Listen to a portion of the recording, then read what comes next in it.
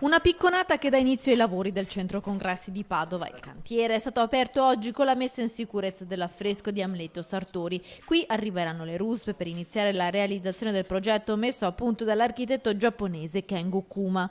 Prima verrà tolto l'amianto, poi la bonifica bellica, infine verrà demolito. Entro 24 mesi Padova potrà avere il nuovo centro congressi. Un'opera da 19 milioni di euro. L'appalto dei lavori è stato vinto dall'azienda Vitadello SPA di Limena, finita nella bufera pochi mesi fa per lo scandalo romano delle tangenti ANAS. Il titolare, Sergio Vitadello, è attualmente ai domiciliari. Iniziamo i lavori per la realizzazione del centro congressi.